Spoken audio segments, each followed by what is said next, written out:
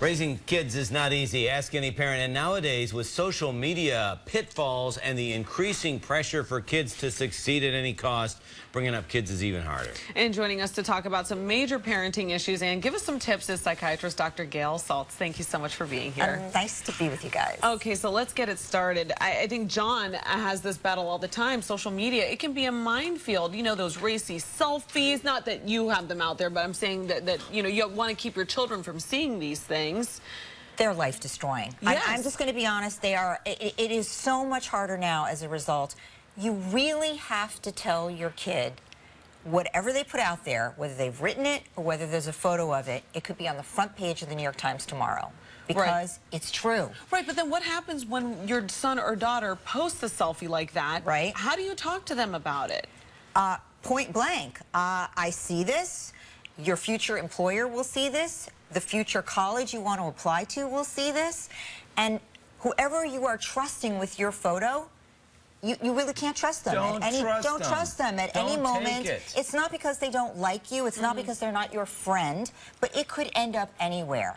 And once one person has it, anyone can have it. And it really can. I mean, look, in New York City, I mean, kids are being suspended. It's a real problem, and they just don't have the judgment at these early stages to make good decisions. So you have to be the one to really help them with that. Well, I think also some of their parents don't have good judgment. No, there's stories about parents partying with their kids. Yes. What do you think of that? Horrific, unbelievable. I mean, what a lousy idea. You are being a lousy model. You're breaking the law, first of all. Let me just say that. So if you're trying to say to your child, stay within the law, accept what I break, you know, that just doesn't work. Your actions speak louder than words. Also, by the way, if you are 15 or under, using these things, your brain is plastic till your early 20s. It really alters your mind. So unless you want to increase the odds that your child will become an alcoholic and a drug user, you shouldn't be allowing them to have anything to do with these at this point. Every time I hear stories of parents partying with their kids, I think of like Mean Girls, like the cool mom, the mom that wants to be cool and accepted. Look, it's understandable because you want your kid maybe to be popular if you weren't, or you want your kid to be accepted and happy. But let me just say that this isn't the route. This backfires at the end. Don't be your kid's friend. They have friends. Be their parent. Right, but this also extends into when they're older as well, too. Absolutely. I mean, do not party with them when they're overage, because at the end of the day, you're still breaking the law.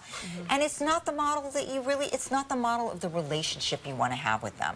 Yeah. I'm amazed every time I see these stories. And I keep reminding Elizabeth, high school isn't the main event. No. High school is just maybe the introduction to what will be better chapters later. It's the amuse-bouche. Now, speaking of the next chapter, this kid on Long Island gets accepted into the 8 Ivy League schools. Right. But there are reports that he had helicopter parents. You know, I think when people see a kid do something amazing, or anyone do something amazing, there's always envy, there's jealousy. And that makes there to be a desire to find a reason why it was bad.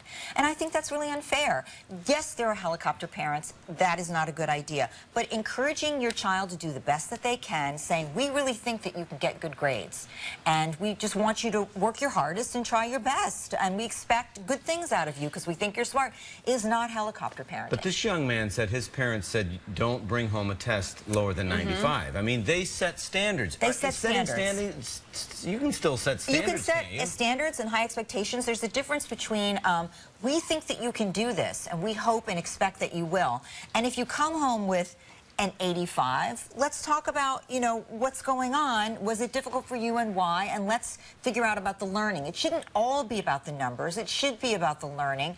But I think if you know your child is bright and capable, that encouraging them to do so is healthy parenting. Absolutely. It's not the same as helicopter parenting, which is, I'm going to be involved in everything that you do. What do you mean you got an 85? I'll be calling that teacher. No. We have to, you know, you have to let them experience things on their own. Okay, so really quickly before we go, you know, juicing, it's so big. I've admittedly done many juice cleanses myself, but now kids are getting into juicing. I want to say, like, what?